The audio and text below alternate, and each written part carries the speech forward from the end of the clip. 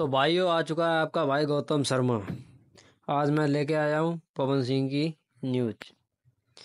ये गाना जो पोस्टर आप देख रहे हैं, लंबी लंबी केस, ये गाने का पोस्टर डाल दिया गया है यूट्यूब पर।